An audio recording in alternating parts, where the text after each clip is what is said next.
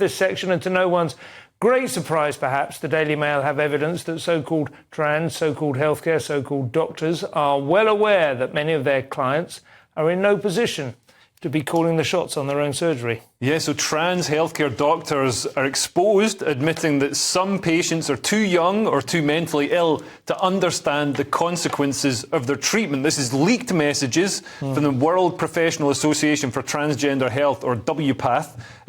Might be related to psychopath, given how they're behaving. So they reveal how medics have acknowledged behind the scenes that teenagers given puberty-blocking drugs did not always realise that this would mean they could never have children. And obviously, you know, when they're given the puberty-blocking drugs, not only does it wreck their body, lead to osteoporosis and, you know, various other things, and depression and, you know, more mental health issues. But then it often sets them on a pathway to having the transgender surgery, which can be, you know, really quite brutal and quite horrifying, and not even, you know, particularly successful. It's not like you get, you know, this sort of God-given penis. You get like a weird balloon penis made out of your arm and stuff like that. Yeah. And these guidelines from WPATH influence the NHS, and I mean, this is going to be the next big medical scandal. Yeah. And the real victim here is the taxpayer. So we're paying for all these children and other people to have transitions, and now we're going to have to pay. A few years on, they're going to be like, "Whoa, I was misinformed by my doctor. I was misled. I'm suffering all these things." They're going to want to detransition, and they're going to want to sue the NHS. It's like, I didn't want to pay for it in the first place. Now I'm having to pay for it and then pay for people to detransition. It's a very, I mean, I suppose to try and play devil's advocate to some extent, Steve, if you've got a child that is expressing extreme discomfort, gender dysphoria or whatever, you can understand that maybe saying, well, listen, if they absolutely know, you know, that they are supposed to be a girl and their body is wrong for them, you can understand that. But there have been we've had so many issues over the centuries where we've come to understand that children are not old enough to give consent to sex. They're not old enough to vote. They're not old enough to drink alcohol. How can we possibly think that something as extraordinarily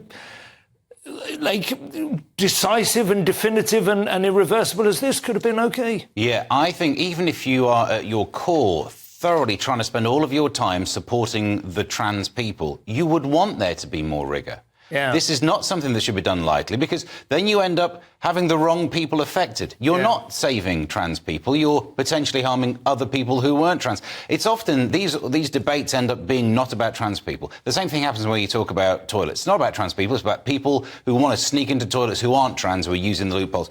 The same thing here. It's not about the actual trans people that could be helped by a system, but if the system is so poor, it just ends up medicalising. We talked about medicalising the wrong people. You're helping no one. I know it's a complex thing, and I know Andrew Doyle's doing a special on free speech on Sunday. He is, that's right, yeah. So there's so much to dig into this. It's going to be fascinating. It does also strike me, and I mean, this is maybe naive, but I would have thought there would be other ways for them to overcome their dysphoria, their looking in the mirror problem, in the short term, you know, to be brutally frank about it, effectively strap-ons or whatever. Do you know what I mean? There are ways you could use medical prosthetics. I've seen a lot of those films as well. Yeah, but it's like, there are ways you can dress. I mean, I remember my son used to have this is, maybe I'm being too flippant here, but he had a sort of Batman shirt that had a kind of six-pack and big pecs built into it, do you know what I mean, in foam, that made him think he was like a, you know, why not do, well, it feels like it's a bit of a safer shortcut, you know. Couple of years until you're a bit older and you can decide what you want to do. And now he knows he's not Batman. But in the meantime, his core, he's not Batman. As soon as he hit puberty, he realised it was just a fad. As soon as I was like, there's a mugger out there and I want you to go out and sort it out.